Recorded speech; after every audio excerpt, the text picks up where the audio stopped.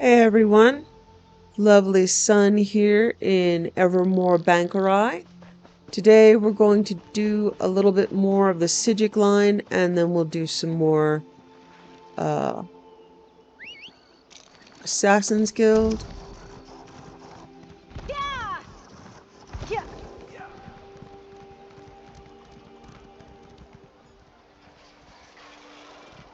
Friend of all mortals.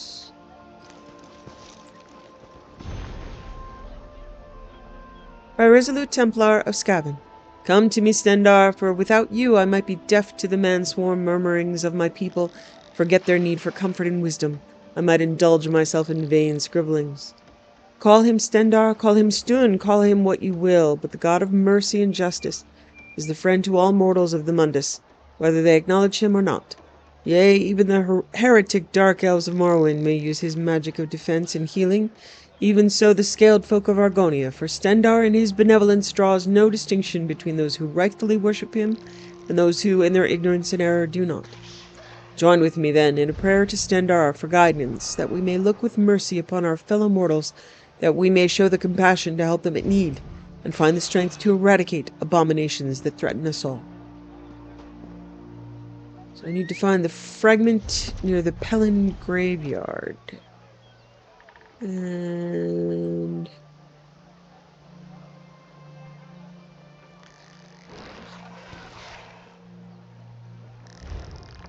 okay.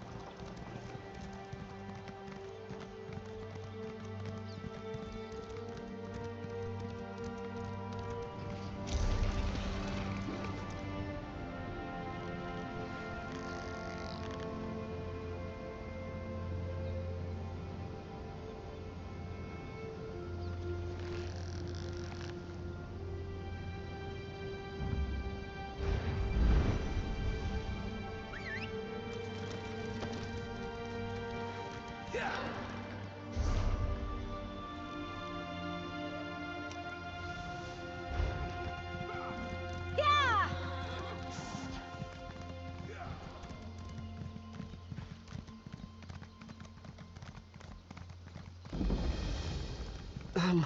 I can't do my job. Not with all this going on.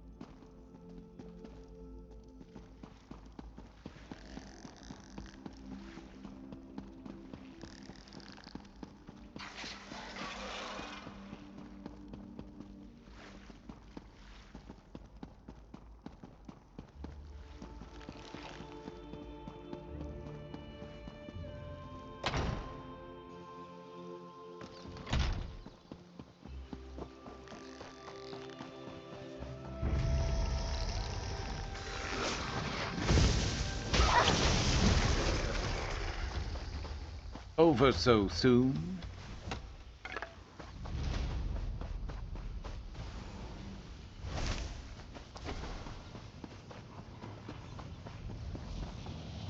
You know what that's good for? Ah, you'll figure it out. Another graveyard? All kinds of treasure tucked away in the dirt here, mate. We could find that staff piece, sure, but wouldn't you rather dig up an old pelvis? No? Hey, you're lost.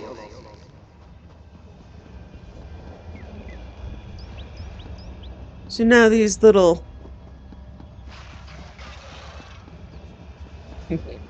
little clouds will lead the way to the item I need.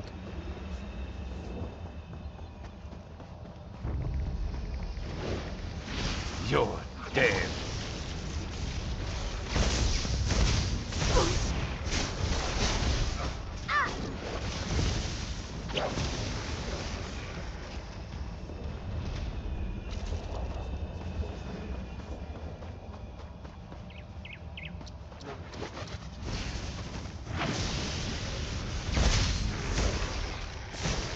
What do you need?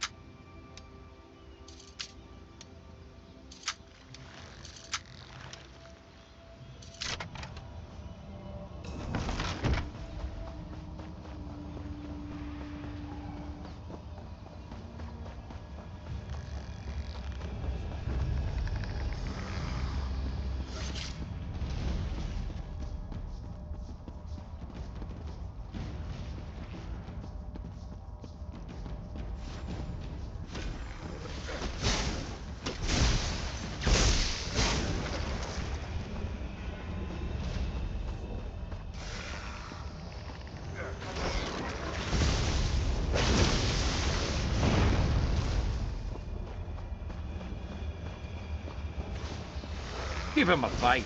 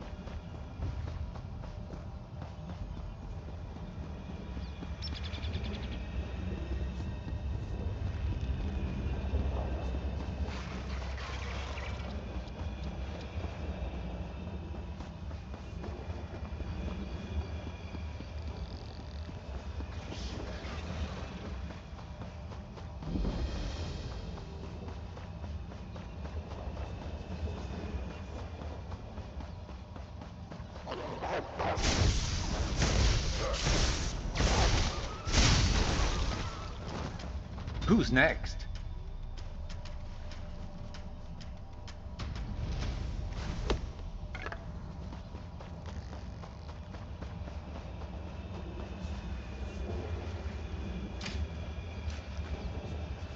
Well, well, it's the adamantine shard. Have a care where you drop that thing, eh? This bag's stuffed as it is.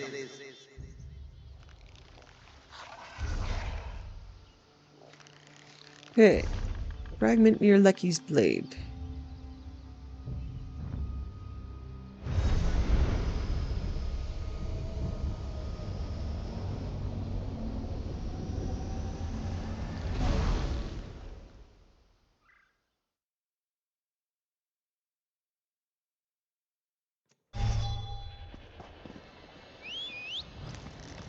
Yeah.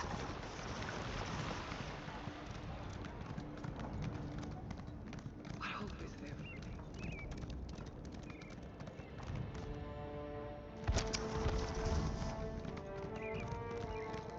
Yeah.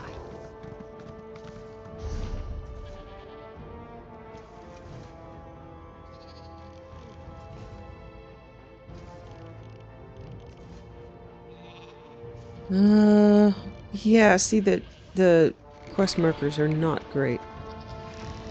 Alright, a lot of times these markers are sending me to the main city, but then I need to leave the main city to actually find the marker. So, thankfully we can adapt. I never know those unworthy of it.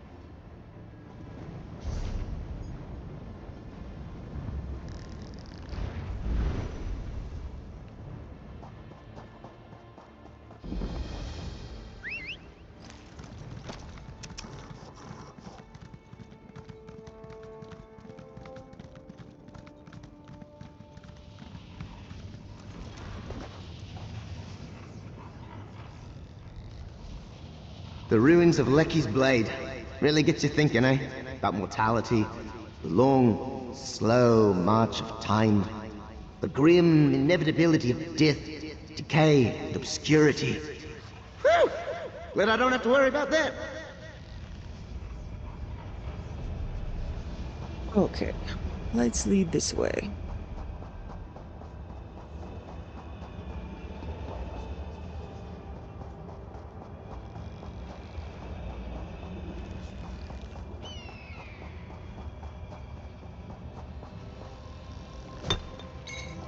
Building up a stash. Good thinking. Leading straight to it. Oh, the world boss is probably up there.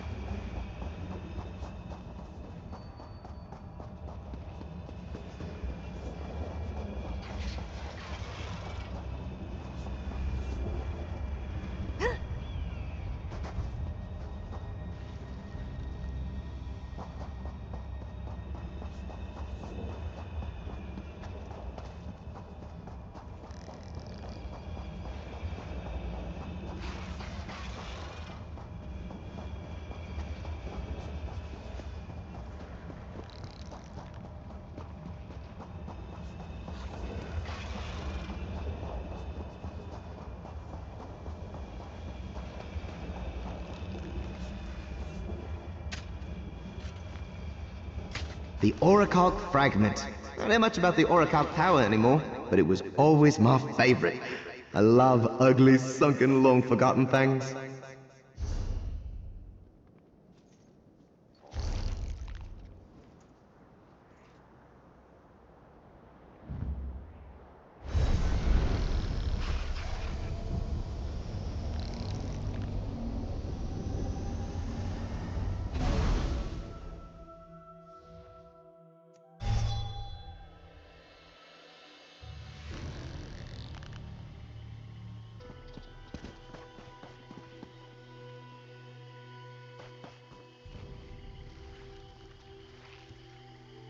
Darkest darkness.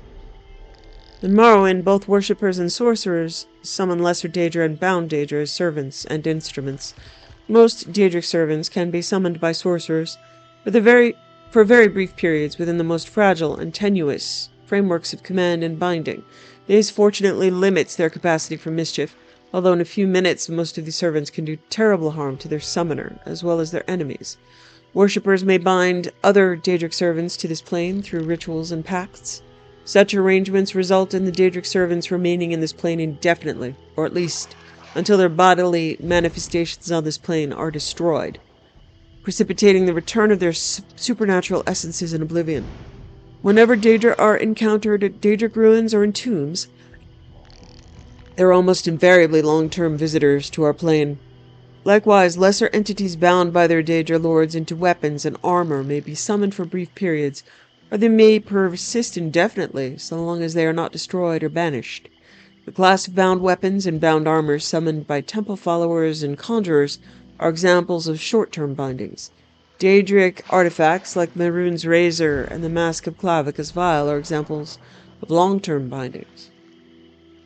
The Tribunal Temple of Morrowind has incorporated the veneration of Daedra as lesser spirits subservient to the immortal Almsivi, the triune godhead of Almalexia, Sothosil, and Vivec.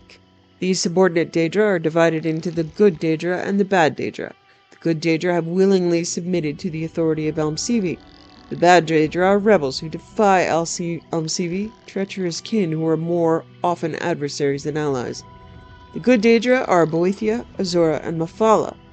Mahangar is a powerful and violent lesser Daedra associated with Boethia, father of plots, a sinuous, long-limbed, long-tailed creature with a beast-skulled head, noted for its paralyzing touch and its ability to disintegrate weapons and armor. The Winged Twilight is a messenger of Azura, goddess of dusk and dawn. Winged Twilights resemble the feral harpies of the West, though the feminine aspect of the Winged Twilights are more ravishing, and their long, sharp hook tails are immeasurably more deadly. Spider Daedra are the servants of Mephala, taking the form of spider humanoid centaurs with a naked upper head, torso, and arms of human proportions, mounted on the 8 legs and armored carapace of a giant spider. Unfortunately, these Daedra are so fierce and irrational that they cannot be trusted to heed the commands of the spinner. As a consequence, few sorcerers are willing to either summon or bind such creatures in Morrowind. The bad Daedra are Mehrunes Dagon, Malakath, Sheogorath, and Molag Bal. 3 lesser Daedra are associated with Mehrunes Dagon: the agile and pesky Scamp, the ferocious and beast-like Clanfear, and the noble and deadly Dremora. The crocodile-headed humanoid Daedra, called the Daedroth, is a servant of Molag Bal, while the giant but dim-witted Ogrim is a servant of Malakath. Sheogorath's lesser Daedra, the Golden Saint, a half-clothed female in appearance, is highly resistant to magic and dangerous spellcaster. Another type of lesser Daedra often encountered in Morrowind is the Atronach, or Elemental Daedra. Atronachs have no binding kinship or alignments with the Daedra lords, serving one realm or another at whim, shifting sides according to seduction, compulsion, or opportunity.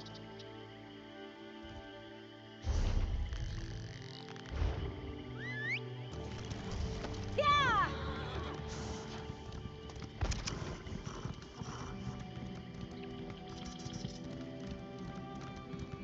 You hear that? It's like whispering, or I don't know. I've never heard anything like it. It's probably just my imagination. Sharp reacts like that when we get close to a hissed tree and you gain approval for it.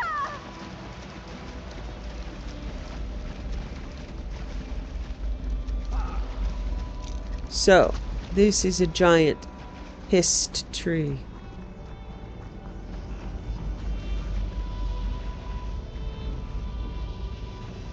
Shadowfen? The Hest are insufferable. Honestly, they're so smart. Why can't they stop leaking their sap all over the place? Don't drop me in there, by the way. Stuff's impossible to wash off.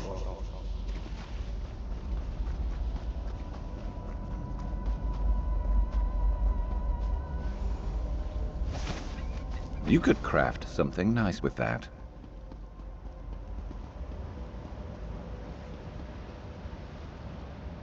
Mark of Egbirths.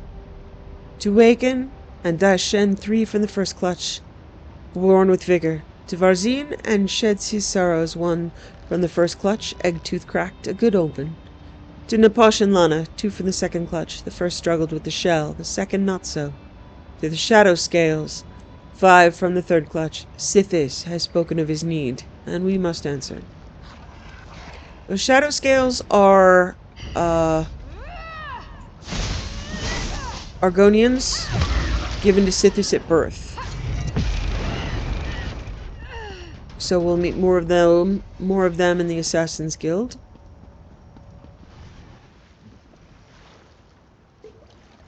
Good eye.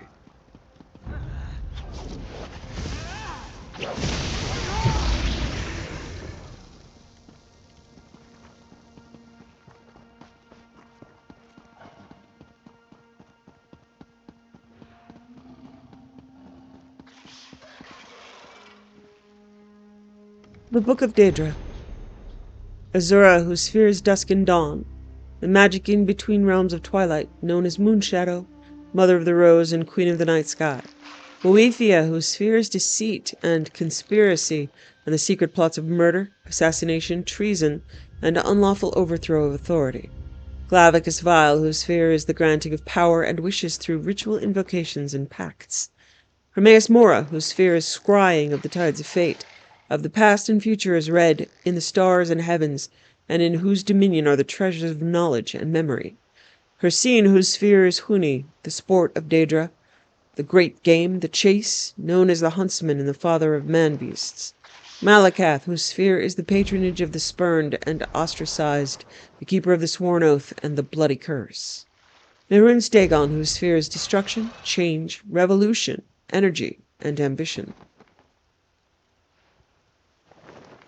Mafala, whose sphere is obscure to mortals, known by the names Web Spinner, Spinner, and Spider, whose only consistent theme seems to be interference in the affairs of mortals for her amusement. Iridia, whose sphere is obscure to mortals, who is associated with the energies of living things. Molag Bal, whose sphere is the domination and enslavement of mortals, whose desire is to harvest the souls of mortals and to bring mortal souls within his sway by spreading seeds of strife and discord in the mortal realm. Nimira, whose sphere is the ancient darkness, known as the Spirit Daedra, ruler of sundry dark and shadowy spirits, associated with spiders, insects, slugs, and other repulsive creatures, which inspire mortals with an instinctive revulsion. Nocturnal, whose sphere is the night and darkness, who is known as the Night Mistress. Periite, whose sphere is the ordering of the lowest orders of oblivion, known as the Taskmaster. Periite is also about disease. Sanguine, whose sphere is hedonistic revelry and debauchery, and passionate indulgence of darker natures. Sheogorath, whose sphere is madness, and whose motives are unknowable. Ermina, whose sphere is the realm of dreams and nightmares, and from whose realm issue forth evil omens.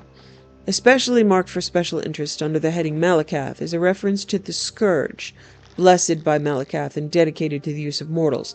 In short, the reference suggests that any Daedra attempting to invoke the weapon's power will be expelled into the void streams of oblivion.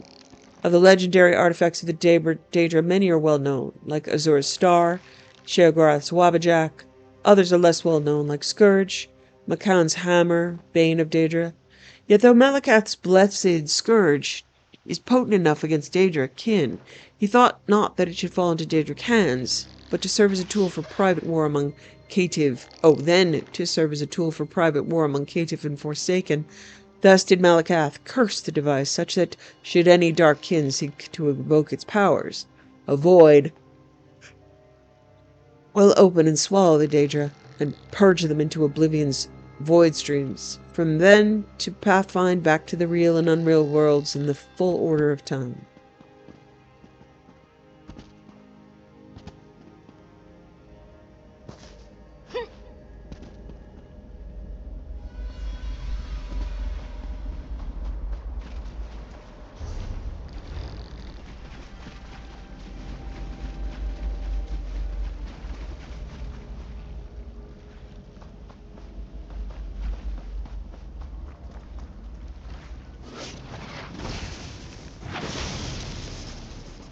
Oh. Sorry, Keeper. Okay. Follow the lights this time instead of following the books.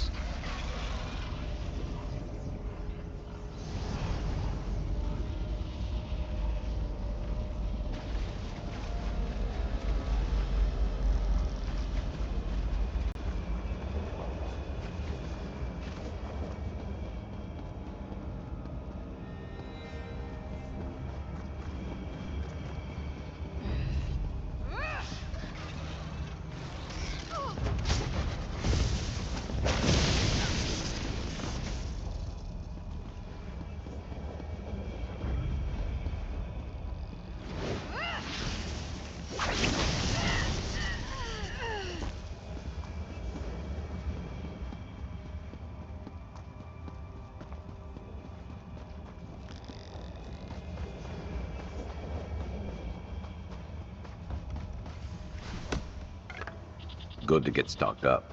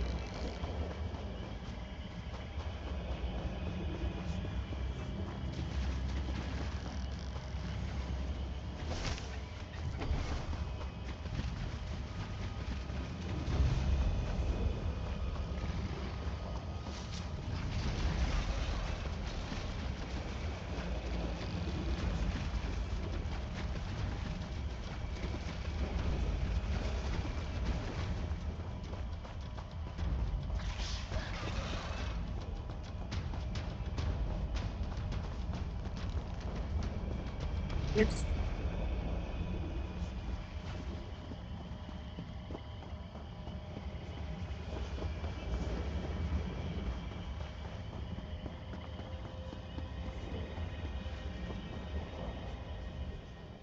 Best deals this side of Alton Coromont, and my goods aren't even stolen.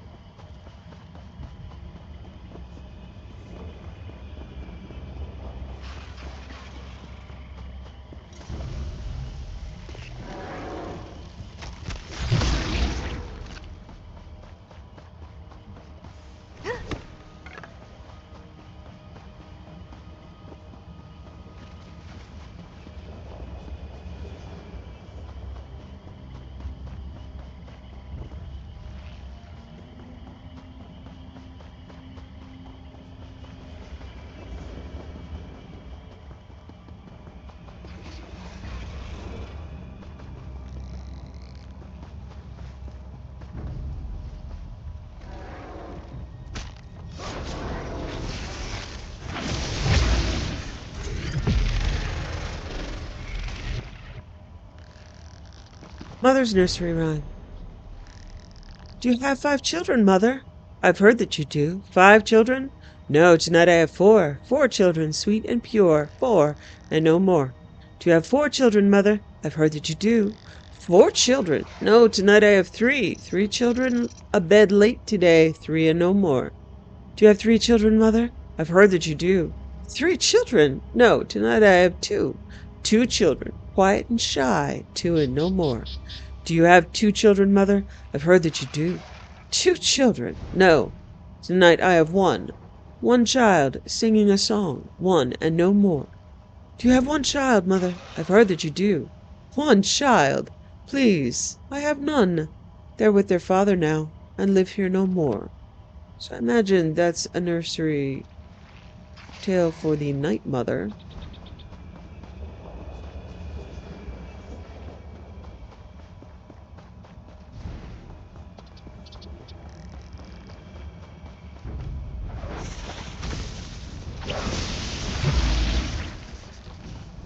About online for scaring the crap out of people the same way our fairy tales do.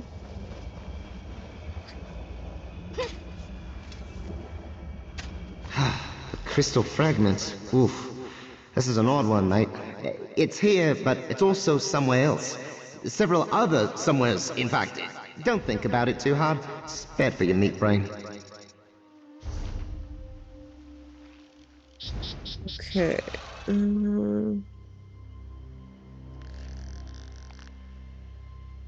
Thought I saw a way shrine close.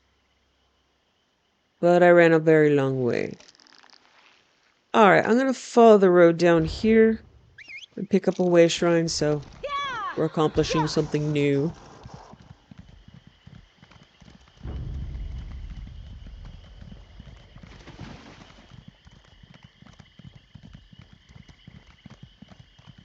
One more.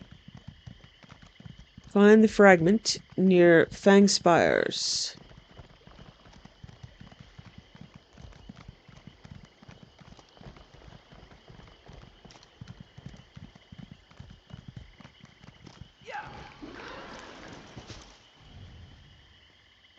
On the Nahatan Flu by archivist Nelamundur.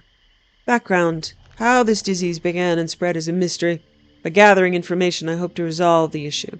Argonians appear immune to the flu. This has caused conjecture that they actually introduced the flu to retaliate for years of slavery at the hands of the Dark Elves. These claims have never been proven or disproven, and they require more research. Mitigation. Methods that slowed the rapid spread of the flu included burning the belongings of infected people, which unfortunately sometimes included burning remaining family members, segregating the sick into ghettos for walling them up, or putting the diseased into ships and setting them adrift. Normal curative spells and elixirs were inconsistent in their ability to cure the flu. Symptoms and course. General malaise, loss of appetite, and fatigue begin several hours before an afflicted victim develops other symptoms. The afflicted person's eyes water constantly. Skin develops a bright red granular rash that does not itch. Within 24 to 36 hours, victims suffer nosebleeds. Their tears contain blood, and a granular rash spreads over their bodies. At this point, victims develop a deep, raspy cough. Within 36 to 48 hours, the victim's coughs produce bloody phlegm. In most cases, death takes place in as little as 72 hours after the initial onset, but some victims have lingered for 5 to 7 days.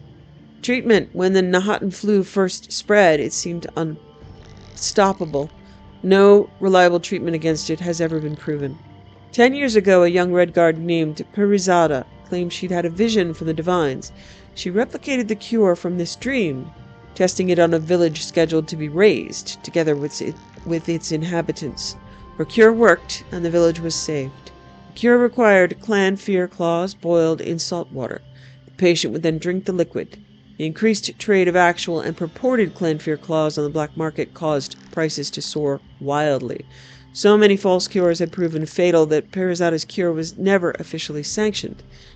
As Perizada later died of the flu herself, its efficacy was eventually considered dubious at best.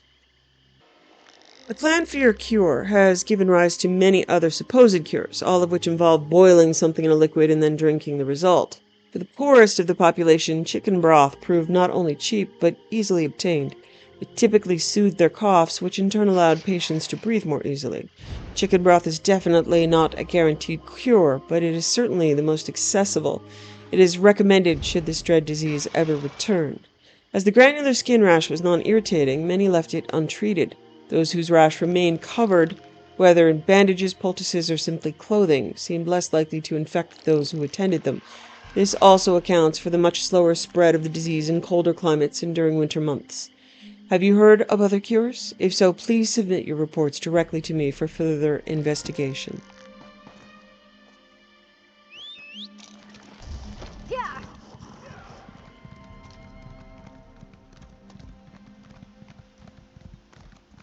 Okay, Fang Spires. Yeah.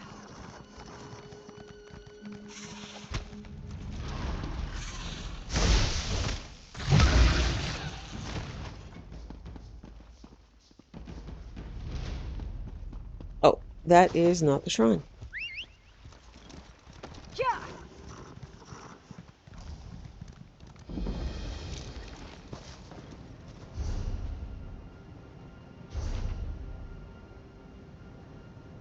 Okay, south in Dishan.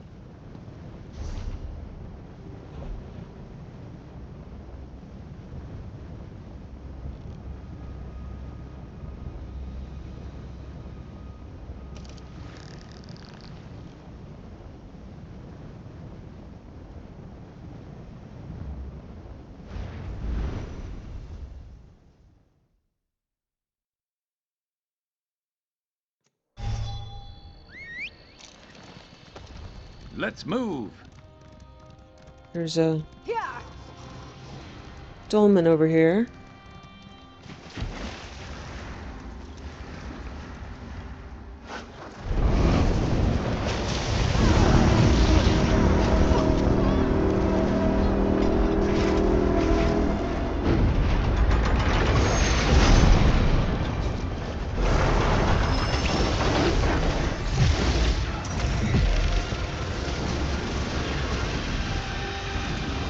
Get him.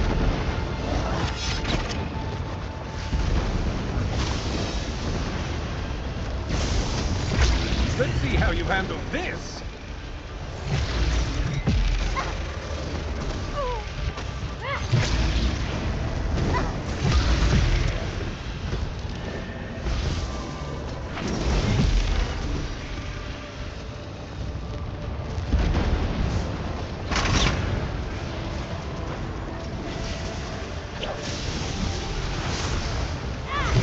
Roll out of there.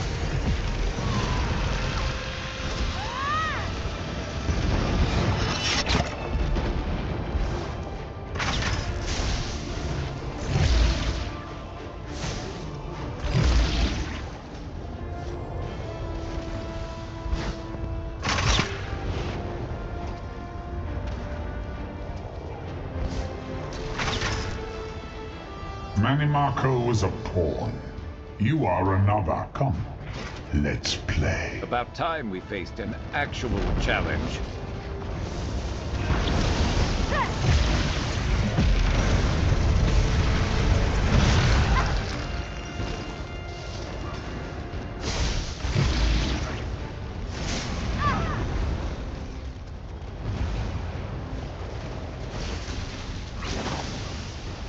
Dog's filth. You anger a powerful enemy.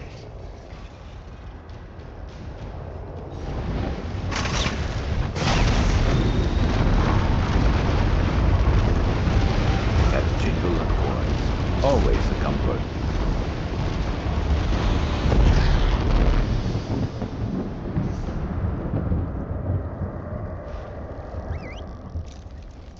Yeah. I'm with you.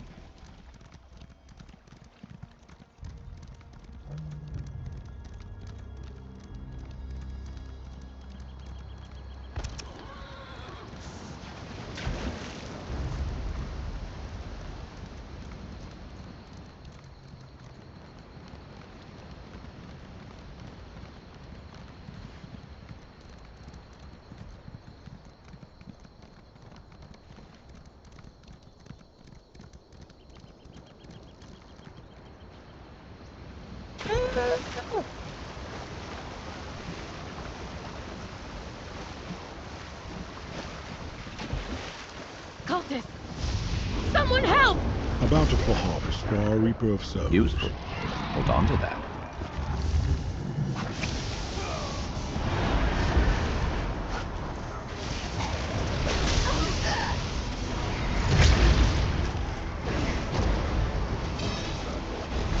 I'll be scraping you off my boots when I'm done with you.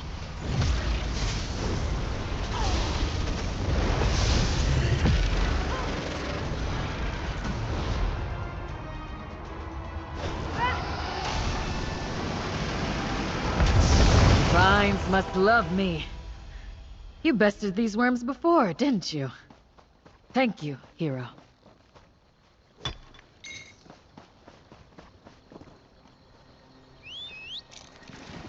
Yeah.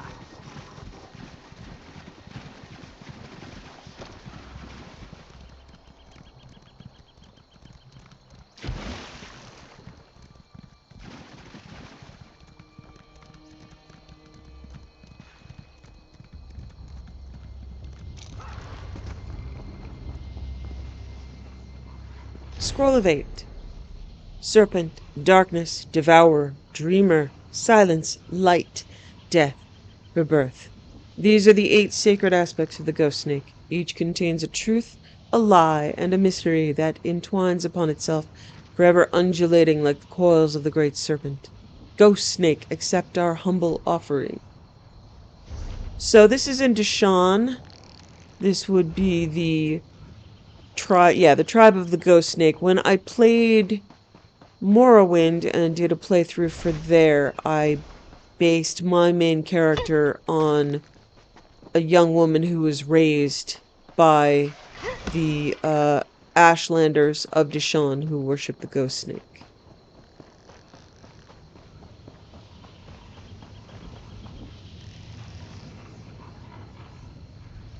Deshawn, eh?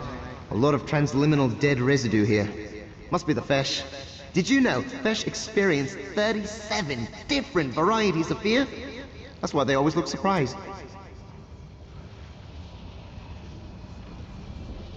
So the text said dread residue, not dead residue, which makes more sense.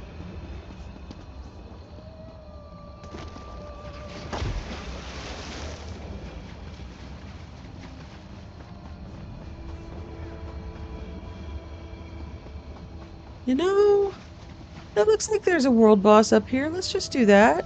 And it looks like other people have the same idea.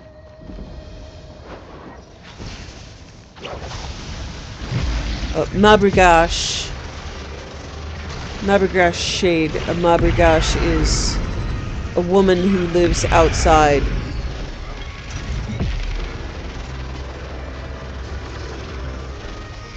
Outside of her tribe. The Mabrigash tribes are more matrilineal. Can't hold on much longer. Come on, Sharp, where are you, man? I can't even find you. Well, sorry about that.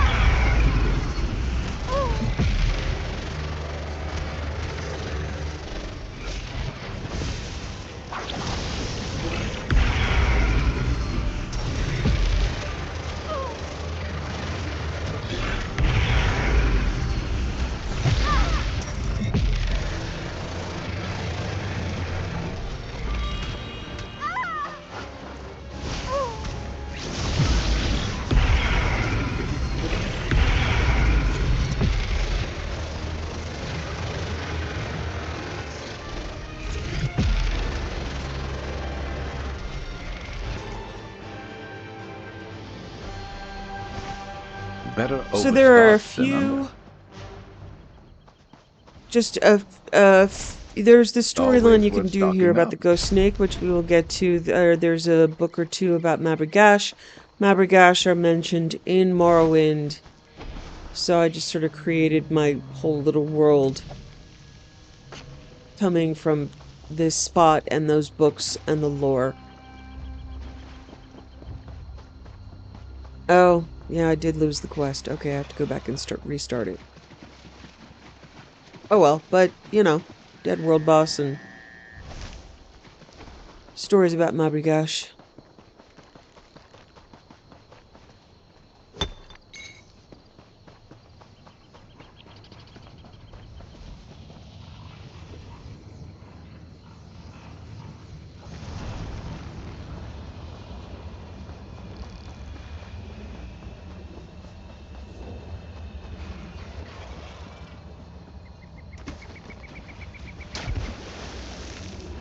So Ashlanders are those in Morrowind who did not follow the prophet Veloth out of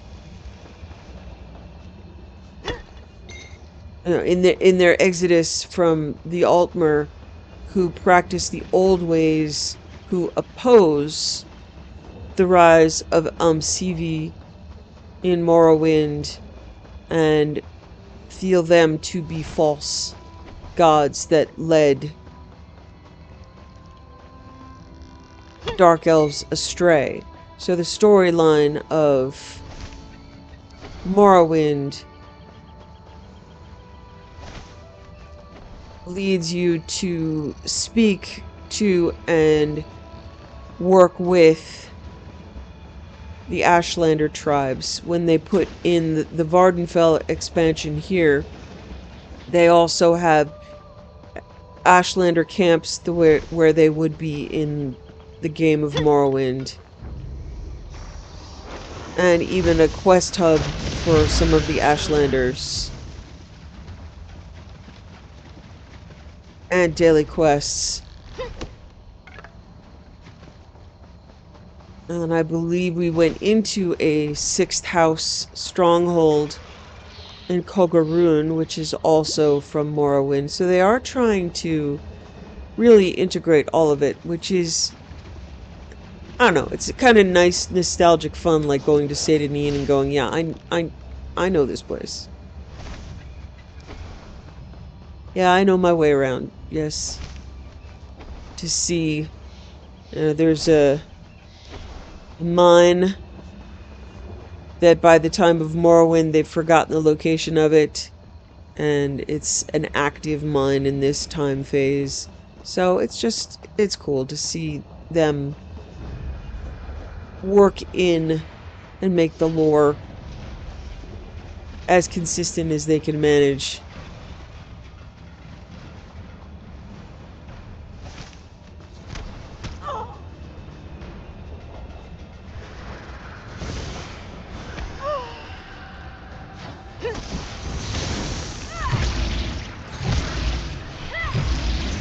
Got your back.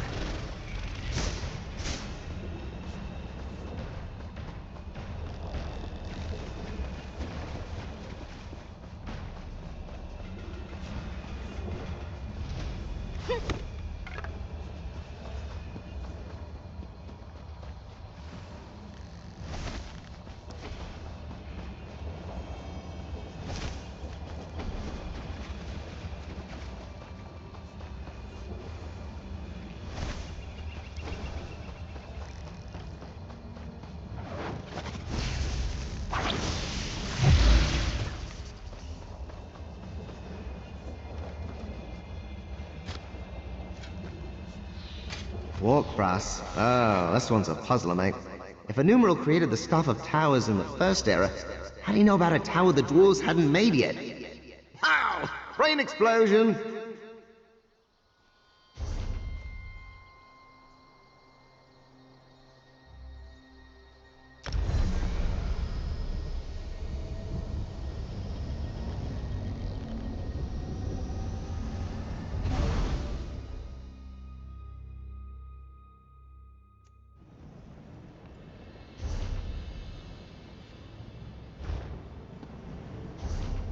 Okay, back to Artaeum.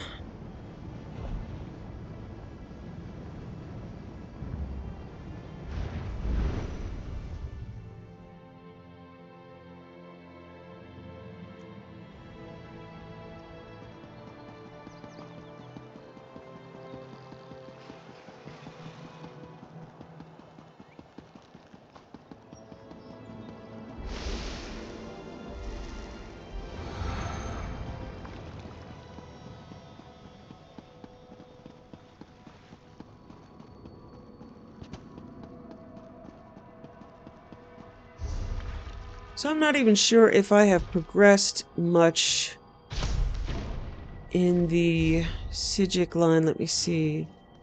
Guild, Psijic Order. Oh, okay, yeah. I could do time stop, freeze the passage of time at the target's location, reducing their movement speed. So it's a snare. Snare and stun. Imbue weapon, infuse your weapon with power, causing your next light attack within 2 seconds to deal an additional 10,000 physical damage. So some of these are, accelerate, bend, time, and space. So it gives you, it essentially, either buffs your movement speed and damage or debuffs their movement speed and damage.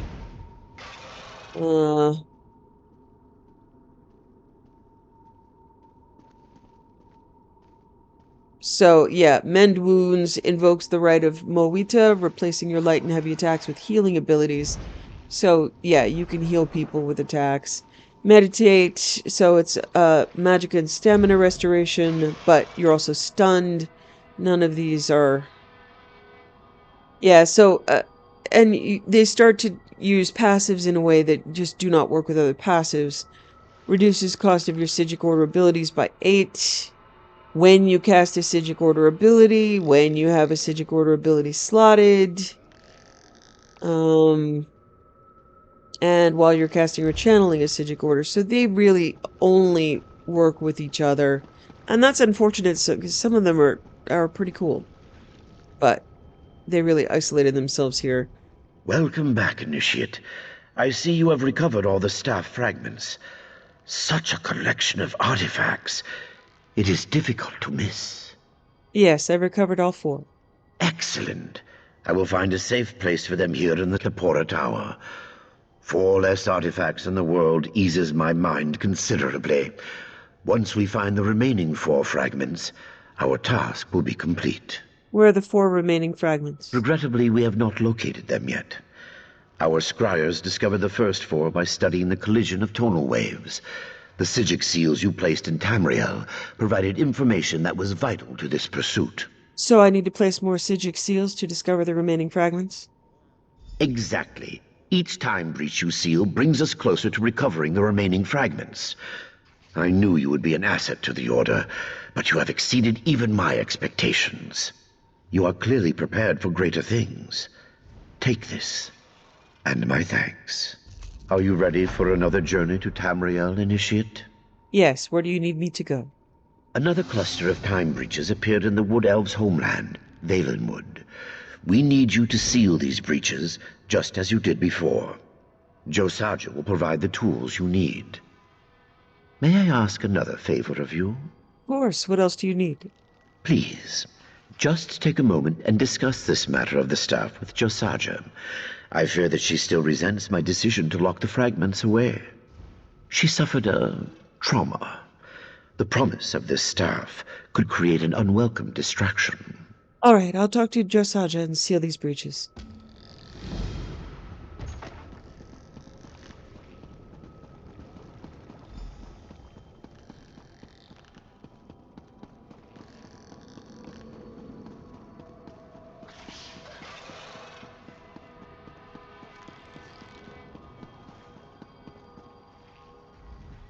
It's good to see you again, Initiate.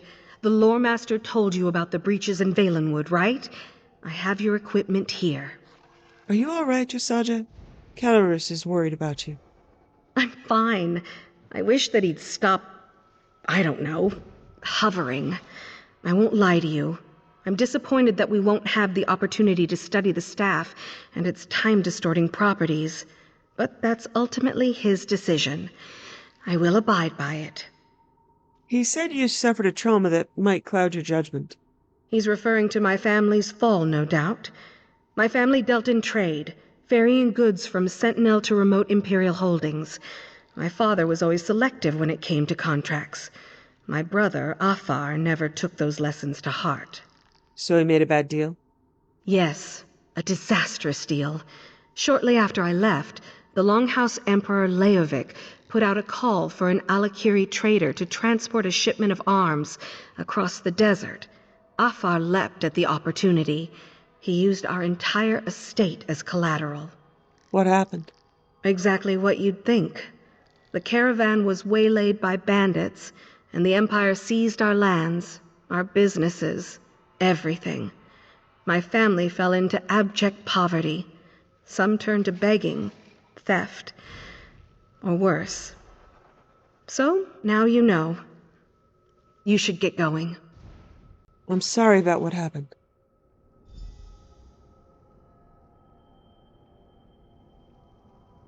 Okay, so we will examine the Psijic map next time and get to that. Right now, let's go do a little bit more of Gold Coast Assassin's Guild.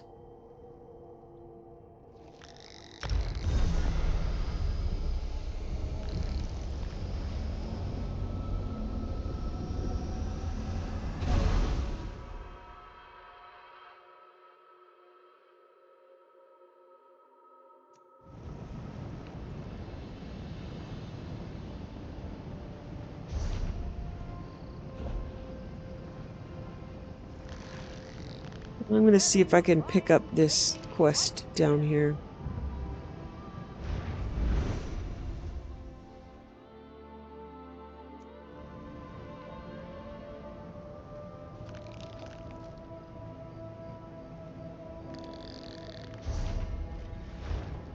Okay, let's see if we can pick that up.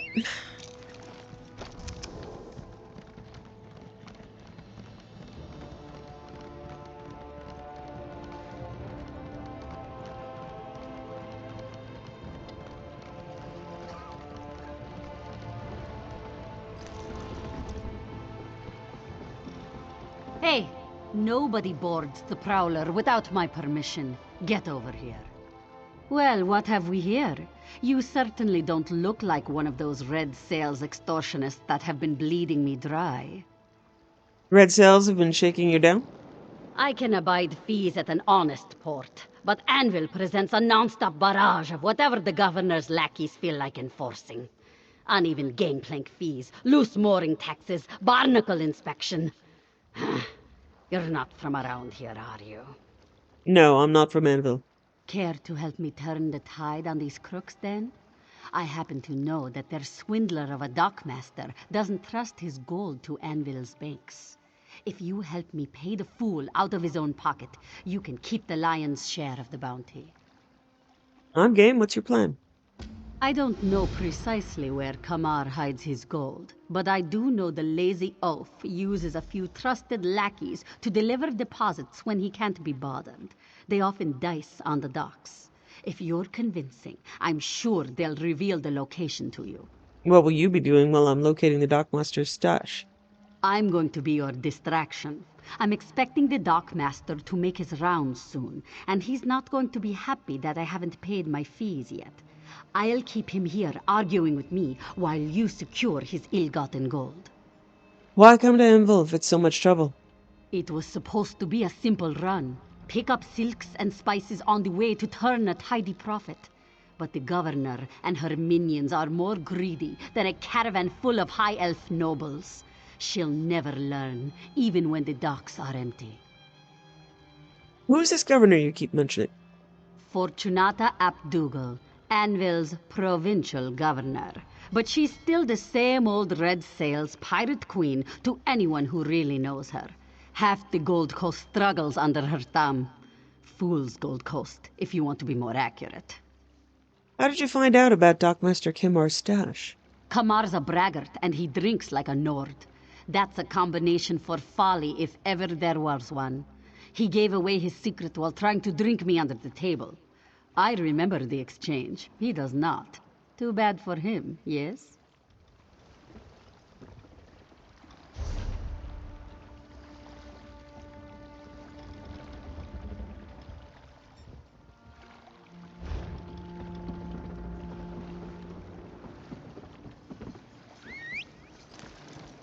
I must finish this. Okay, there are some books over here.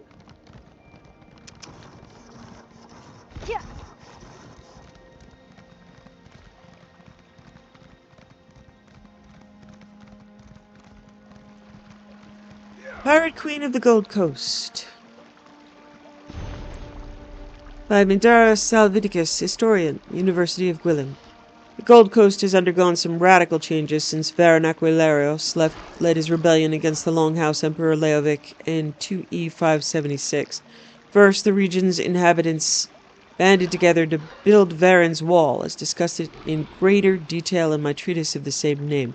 So, Jasaja just mentioned Emperor Leovic and the stolen caravan. It was Leovic's order and contract that ruined her family. The protective boundary basically separated the Gold Coast from the Colovian Highlands and served to keep the area safe from imperial retaliation and other external threats. Second, the region took advantage of the rebellion to declare its independence from Cyrodiil. These two events established the Gold Coast as an isolated haven from the troubles that plagued the rest of the continent, but not without setting up challenges of a different sort. In 2E 577, just as the last stones were being placed to complete Varan's Wall and the Imperial Navy was away dealing with the rebellion taking place to the north and east, a fleet of merchant warships and pirate vessels sailed into Anvil Harbor.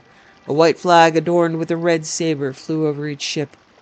Led by Fortunata ap Dugal, a shipping magnate in the Gold Coast Trading Company, the fleet took control of the docks and disembarked a company of sailors and pirate warriors that quickly overpowered the remaining troops loyal to the imperial prefect.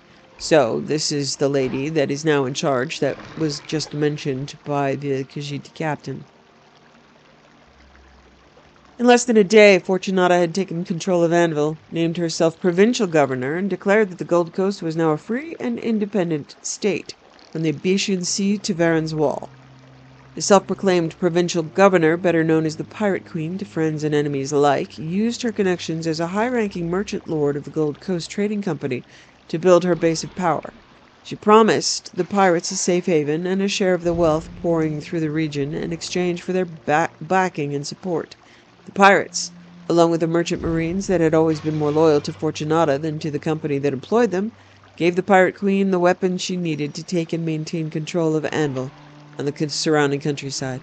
In many ways, the truth is almost more unbelievable than the risque and outlandish adventure tales now appearing as broadsheets on the streets of Anvil. These bawdy stories follow the exploits of the barely fictitious pirate empress Thusa ap Lagod. And they've become quite popular. That's just her name spelled backwards. The actual Pirate Queen tolerates the tales, if not actively encouraging their publication on a regular basis. Now the blood-red sabers in the field of white fly above Castle Anvil and the Anvil Lighthouse, and the Pirate Queen has turned Anvil into a, quote, free city, unquote. No military vessels from any alliance are allowed to approach the Anvil docks. Instead, merchant ships from across Tamriel fill the wharves, happy to buy and sell cargo at bargain prices. Even the once proud and influential Gold Coast Trading Company has acquiesced to the Pirate Queen's demands, deciding that profit is more important than arguing over respectability and who's in charge. In effect, the company does what the Pirate Queen tells it to. It doesn't take a prophet to predict that the Pirate Queen has her sights set on Anvil's neighbor to the northeast, Kvatch. She said as much in her much-publicized Declaration of Independence. With more and more pirates and buccaneers rallying to her flag every day, with gold flowing from frightened nobles as protection money disguised as taxes, it's clear to see that Fortunata will soon have the resources to deal with Count Carolus and even Primate Artorias. It's just a matter of time. And the Pirate Queen has demonstrated over and over again that she can be very patient when it comes to letting her plans develop. By all accounts, Fortunata rules Anvil with an iron fist. The red sails of pirates serve as her private army, raiding, rampaging, and performing the duties of enforcers whenever and wherever she directs them. She may be a cruel and merciless dictator, but she keeps the region under control and prevents anarchy from running rampant. Can we really expect more than that from our rulers?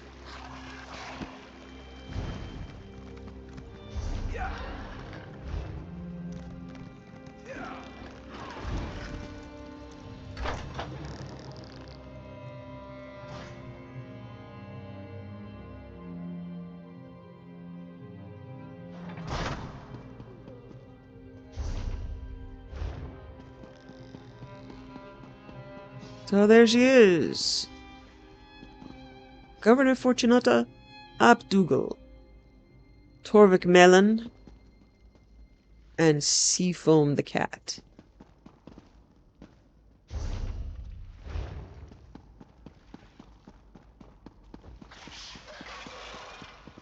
The Black I Dragon. know what I'm drinking to.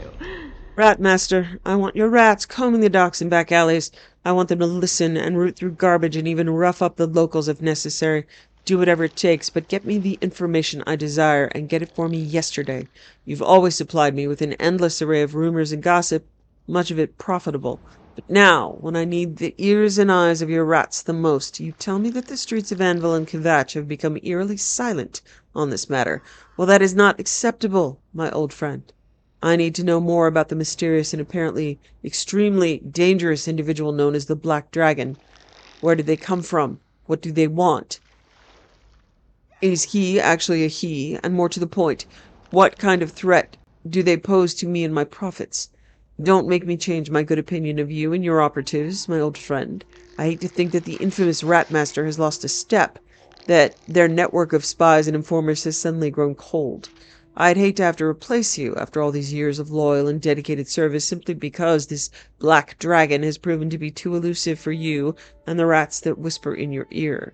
Let me help you out, get you started on the right track, as it were. From what I've heard, the Black Dragon is a fearsome warrior clad in black plate armor who wields a long, wicked sword. This individual has been linked to the gruesome murders of a number of disreputable people, including at least one who has long been believed to be a member of the secretive Dark Brotherhood. Now, I have no qualms about someone dispatching these murderous bastards, but I want to make sure that the Black Dragon's predilections don't stray too far into my territory. Now, why are you still reading this letter? Send out your rats and get me the information I require now. Fortunata, Provincial Government of Anvil.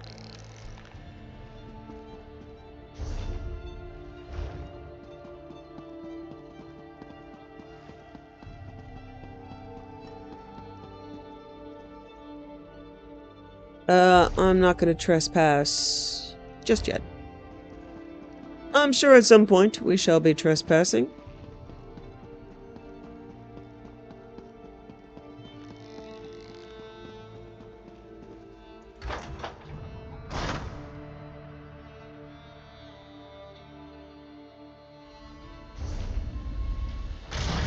All right.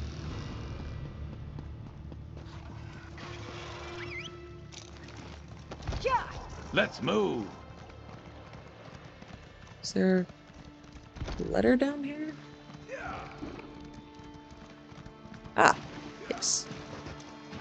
Your package is ready. Your package has been secured and your advance payment received. We're set. When you see the Rowdy Guar docked, meet me past midnight and appear to take your delivery. You'll be looking for a sealed barrel marked with a blue blaze on the stabs. Place your bag of gold on top of the barrel where I can see it. That's when we'll make the exchange. Once I count your gold, we tip the barrel on its side and you roll it right off the docks to your home, just like you do with apples or fish. I have an understanding with the dockmaster, so none of the red sails will stop you. If one does, just tell them you're delivering mouse meat. They'll get the message. If you're worried about any noise or shouting from inside the barrel, don't be. I'll take care of that before we land with a special potion of my own design. Your package will be absolutely quiet the whole way home, even if you roll and jostle it on the road. I'll give you another potion to counteract the first. I'm certain you'll be more than satisfied with my delivery, but whenever you get tired of this one, I can have you another in days if you wish. There's always more where this came from, if you've got the gold. Ew? Feel the need to wash my hands after touching that letter. You could brew something nice with that. I could also wash my hands.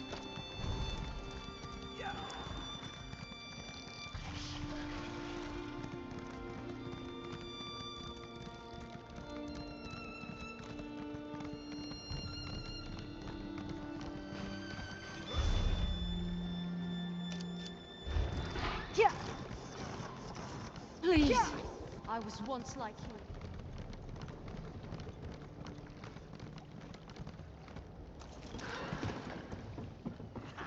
Another 20 then, unless that's too rich for you. I'm on my break. Leave me to my game. I need to ask you about the Dockmaster. Seek another for your troubles. I only wish to dice in peace. Kamar sent me to make a withdrawal, and he's kind of impatient, but I'll tell him you're too busy. Wait, let's not be hasty. Here's where he keeps his gold. Take a little nip for your trouble. He never notices. Thanks for your advice.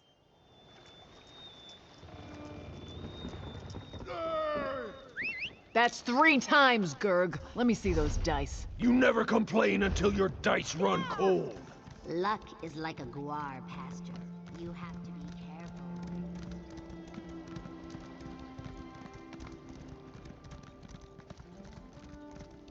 Yeah!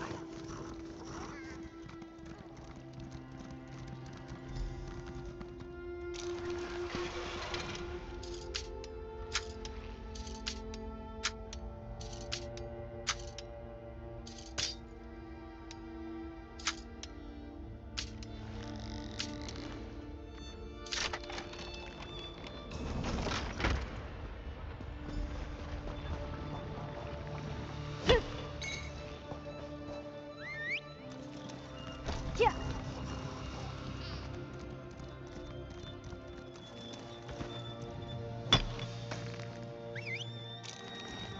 Yeah! Yeah!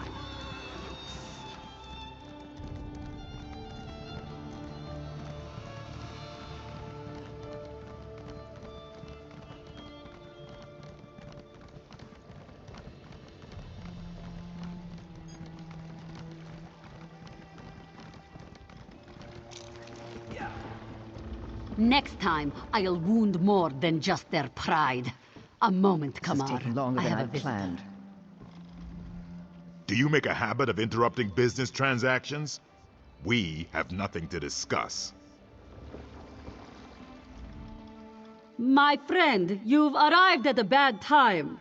I'm playing host to the King of Skeevers, and he hasn't the sense to know that he's outstayed his welcome. I just wanted to see how negotiations were going. Slip her Kamar's stash. Ha! Negotiations! Call it what it is. A ransom. Extortion. It would save us so much time if they just dropped the pretenses and robbed me. Good work. Let me pay this fool and get rid of him. I'll leave you to your business. I'm tired of your complaining. Pay what you owe, or the Red Sails will seize this ship. Fine. Take your ransom and choke on it. There now. Was that so difficult? Difficult is keeping my claws from ripping out your throat. I almost bit my tongue trying not to laugh. Kamar doesn't so much strut as slosh about like a half-filled water skin. He's completely oblivious to the misfortune that just visited him. It's too much. Wasn't it a bit risky to threaten him like that? It was what he expected of me. Being too quick to accept defeat may have aroused his suspicion. He seemed convinced, so he may not notice the theft for some time, let alone suspect us as the culprits. I'll take my share now. Here, that's most of what's left after I paid off that walking canker. Thanks to you, I might break even on this voyage. Enjoy your time in Anvil, friend. I hope to never see these despicable docks again. It'll be good to have the wind in my fur and the sea air in my nose again. I can't wait to set sail and put Anvil behind me. How's the life of a privateer in Queen Irene's navy? Profitable and dangerous. I'm happy to continue ferrying troops for the easy gold, but when the Queen commands us to show our claws, we oblige. Many a captain has made the mistake of dismissing the prowler as a threat to my benefit.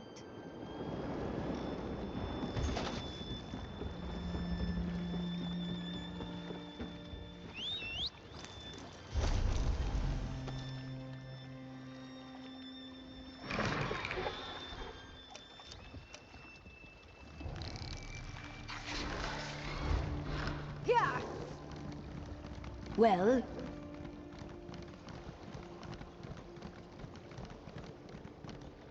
Yeah!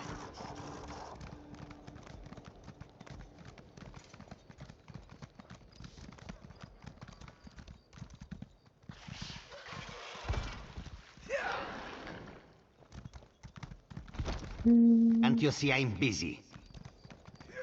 Letter isn't here yet.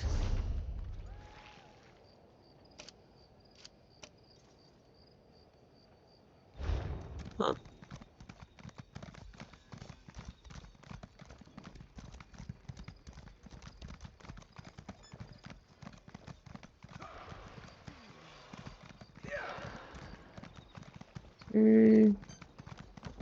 Don't see the letter over here.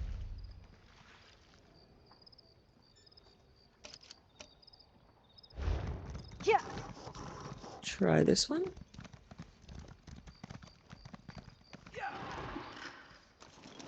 Oh, Mage's Guild. Looks like a couple of books in here.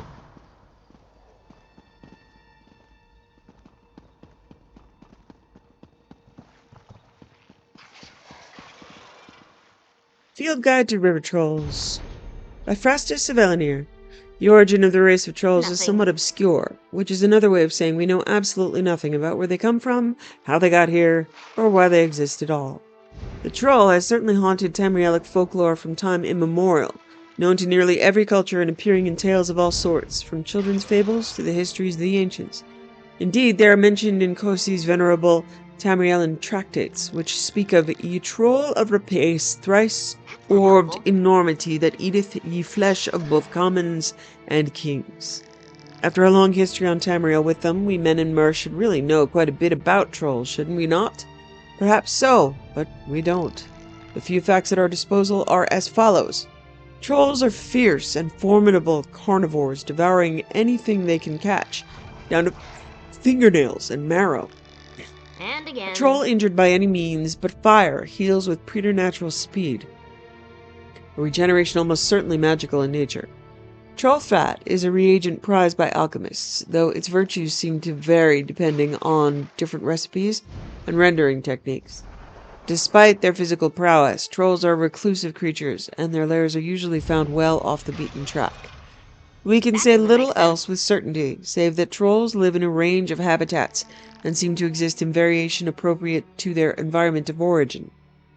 The most common and therefore best known type of trolls include the forest trolls of central Tamriel and the frost trolls of the far north. But history and legend tell us of other types of trolls, more obscure perhaps, but no less fascinating. Some, like the lava trolls of Vardenfell, are almost certainly extinct, if indeed they ever existed outside the fevered imagination of dark elf corner club raconteurs.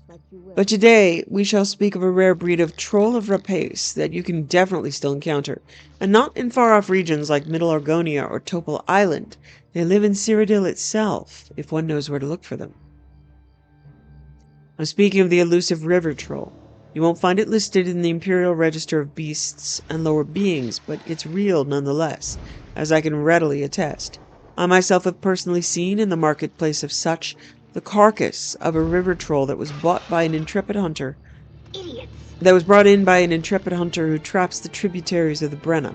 She told me they lair out of sight in riverside caves or burrows, subsisting on mud crabs, large fish, and crocodiles, as well as upon unwary people, when they can get them. This might be why they're so rarely reported, as few survive such an encounter. The appearance of the corpse, fire-scarred though it was, bore out the brave hunter's account. Unlike the familiar forest variety, this river troll's hide was clad in shiny water-shedding scales, silver blue in color and as durable as they were flexible. The long, scaly hands had webbing between the clawed fingers, and the fangs were the sharp, spiky teeth of fish-eaters. The hunters said they can hold their breath for long periods, lurking unseen in the shallows until they erupt from ambush to overwhelm their prey. Since that encounter, I've questioned others who ranged the wild places of Cyrodiil, and learned that the experience of the hunter of such was not unique. River trolls, though rarely seen, can be found lurking in the watersheds of Brenna, Strid, and central Niben river systems, and doubtless account for a fair percentage of the livestock and people who go missing in these regions. Knowing what I do now has certainly persuaded me to confine my nature walks to paths on the drier uplands, lest I end my scholarly career as fodder for trollkin in some muddy riverside burrow.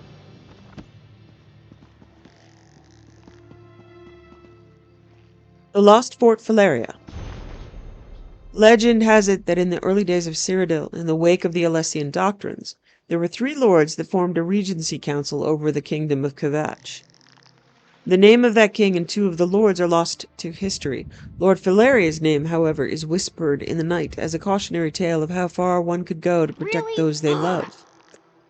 As a young man, Lord Faleria secretly, and to the shame of his family, fell in love with an elven scholar, wise in the ways of dark magic and necromancy. The Nenalata Aelids swore fealty to the Empire, but their people were still an unwelcome sight in polite society. Together they pored over lost secrets, hoping to find a way to be together always. Nothing. They married in secret and enjoyed a few short years of happiness, which ended with an imperial decree. To hide his wife from the purge, Lord Faleria expanded his fortress into the underground tunnels beneath the structure. They enlarged the space with magic, the sweat of hired workers, and the help of a tribe of minotaurs. It was to be a grand underground complex to match those of his wife's Aelid ancestors, and equally as brutal. As each wing was completed, they secretly had the workers put to death. Some were buried, some had their life drawn out of them to extend the lives of Lord Faleria and his wife. That's not helpful. Of these, some were raised as undead guardians. After all, Lord Faleria could not allow rumors and secrets to get out, and dead guardians spread no tales. As the complex grew, so did Lord Faleria's family. He swore to do anything to protect his children, these elven children, from death or banishment at the hands of the Empire. It was during the birth of their 3rd child that Lady Faleria died. In mourning, his lordship erected a great brass tomb in the tunnels, sealing his love away and promising to do anything And to again. protect her children from the religious zealots of the Empire. At this time, Lord Faleria delved deeper into the study of dark arts, formulating wicked magic fueled by a darkness from some far realm that consumed all things good and light. He learned to channel the power and found it all but limitless. Lord Faleria edged closer and closer to madness after the death of his elven wife, though he could never explain his troubles to his peers in the outside world. To keep his elven family a secret, he continued to use disposable labor to expand their realm and give them new That doesn't make comforts. sense. The children grew into adults, rarely seeing sunlight. Well into adulthood, his youngest son could not take his confinement any longer. He managed to escape and did so easily and often. Inevitably, as these things happened, the son fell in love with a merchant's daughter. Soon she was with child. The girl's family, horrified at the child's elven traits, forced the young woman to confess that her lover was Lord Faleria's son. Horrified at being discovered, Lord Faleria took his grandson and hid him with the rest of the family. The Empire was at his gate within days, the charges ranging from treason to giving aid to the enemy. For these crimes against the Empire he had no defense, but he had prepared a response for this day. In his madness, Lord Faleria performed a dark ritual. If he could not be with his family, he would rather destroy everything he created, and the Imperial army along with it. The night came. The ritual concluded. It would take only one final gesture to consume the entire castle in eternal darkness. At the final moment, a hand fell upon his shoulder. His son was behind him, standing with the rest of the family. At the final moment, a hand fell upon his shoulder. His son was behind him, standing with the rest of the family. It was too late. The very shadows crawled like smoke from the ground, dissolving objects, walls, men, and myrrh. Some formed man-like shapes and attacked the besieging army from within. Others opened up like rifts and the world fell inside them.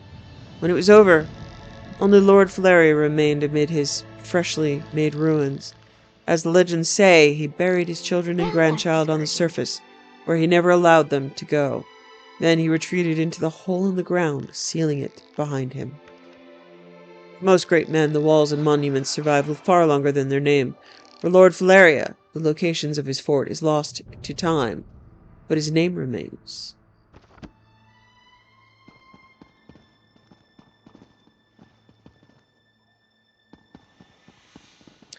That is a serious stack of books. That is apocrypha worthy.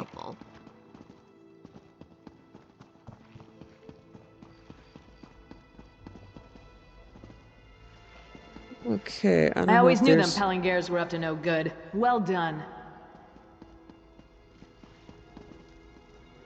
Okay. See if I can find the book outside. There we go. Saga of Captain Wereshark, Part 5. The Pyandonia expedition continued. It was only after the crew finished dragging the boats ashore that it started.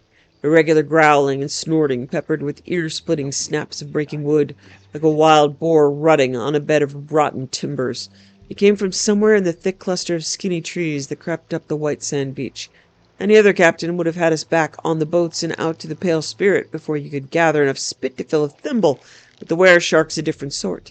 He called us all to order in the white sand beach, his booming growl forming sailors up as pretty as a military procession. The first sailor to gut whatever beast made that teeth-grinding racket, the Wereshark proclaimed, would get his pick of plundered items from the expedition, as well as a well-with-steak dinner in the Wereshark's personal cabin. Just like that, the crew went from worried to eager for battle and everything else. If you've never had well-with-steak, dear reader, no, there's nothing better. The way Bagraga salts and cooks it, it tastes like beef and salted cheese and slides down your gullet like greased plantains. No man who sails with the Wereshark can smell it without their mouth watering, and I'll admit, even my own stomach grumbled its assent. The Wereshark broke us out into groups.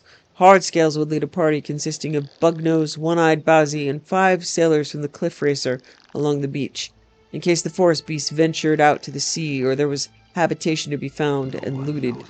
Mighty Flicka would lead the tribe of Nord Axe-Swingers, who signed on with us at the Starving Dog, east into the forest to kill or flush whatever was making that rhythmic growl, with Galena, 2 Scars, along to scout. Never did I see a wood elf happier to see trees. The Wereshark chose to lead the last group himself. That included his loyal first mate, yours truly, the Snowclaw twins, Vimy Lacroix, and the exiled High Elf Naramo. We were to scout the rocky shoals to the south of our landing position and circle around to Hardscale's group. We were a smaller party than the rest, but I've never met a knifier better at making people explode than Narama, the Mad Mage. The shoals were treacherous but empty, and we trekked for almost an hour, listening to that horrible growling, before we came across a bunch of empty huts made out of sticks, mud, and leaves. No one was home, and there was nothing in the home but giant eggshell fragments, but it confirmed the island was inhabited, or had been, until whatever was in the forest got hungry and came out onto the beach. The growling came and went, teeth grinding as ever, but we'd heard no screaming or shouts of terror from the other parties. That meant whatever it was, Mighty Flicka hadn't found it yet. I almost pitied whatever was making the racket until it stepped out onto the beach and stared at us. A 4-legged lizard bull, twice as tall as Bugnose. The thing had green scales, and I swear by Mara's skirts, a glittering trident, shiny as one you'd carried by some stuffy Altmer Queensguard in the streets of Auradon. Needless to say, no one objected when Naramo hit it in the face with a fireball.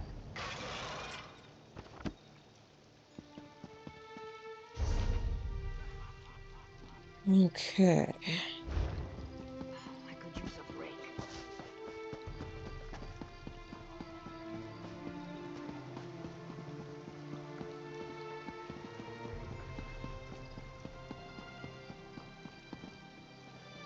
Free market of the people. Listen up, sailor. From this day forward, our glorious Governor Fortunata has declared the port of Anvil free and open to ships and sailors of all kinds and creeds. There's no law in Anvil save hers. Be you a sailor of Stros Mackay or Blackheart Haven, Alabaster or Sanctuary, Abaz Landing or Bravil, you will find a second home and business partner on our lucrative docks. No matter your cargo, be it slaves, skooma, or war trophies, you may trade it freely here. Your cargo is your cargo, and who you sell it to is your business. So long as you pay the docking fees, you may conduct any business you wish. On the docks of Anvil, we enforce no laws but 3. 1. Conduct your business without unnecessary bloodshed. 2. Pay your docking fees before you leave. 3. Show your utmost respect to Governor Fortunata. Also, while you're in port, why not grow your stack of gold in any of our legal gambling establishments? Enjoy some time with the most beautiful and affordable companions from across Tamriel. Watch the finest gladiatorial battles and bloodletting in nearby Kavach. Whatever your vice, you'll find it here. Make no mistake, friend, there's no port friendlier to sailors and privateers than Anvil's port. None. Well,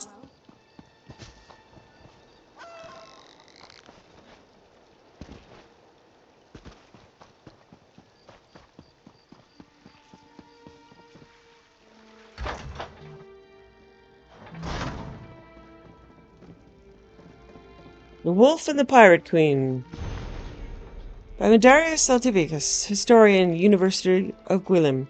Thanks to the actions of Carolus Aquilarius, the Wolf of Kvatch, Anvil's defenses were practically non-existent when Captain Fortunata, the Pirate Queen, sailed into port.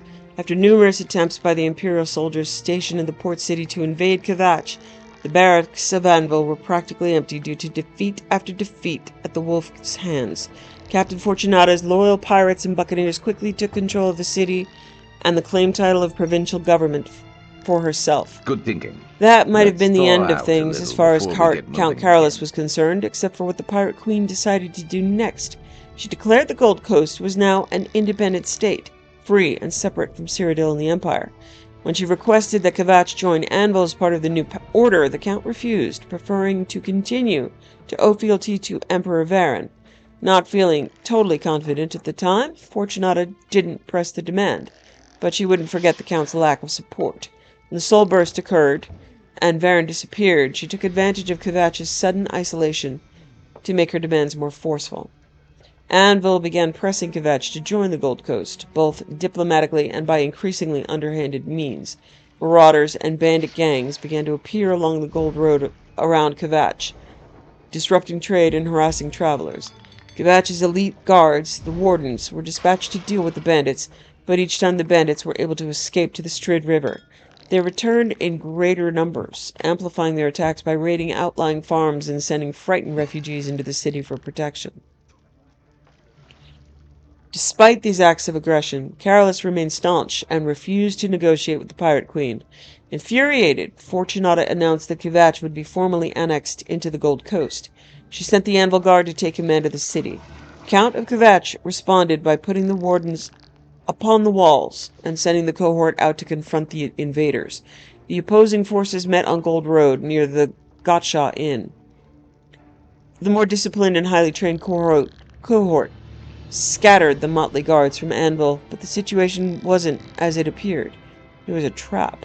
An army of pirates exploded out of hiding and surrounded the cohort. While ragged and undisciplined, the pirates outnumbered the legionnaires 6-1. The cohort was wiped out in what has become to be known as the Gottschalk Massacre. Carolus Aquilarius had no choice. Without the support of the cohort, he had no option other than to swear fealty to the Gold Coast. Now, caught between the Pirate Queen and the Primate of Akatosh, the Count seethes at his powerlessness, all the while doing everything he can to honor his vow and protect Kvatch and its people.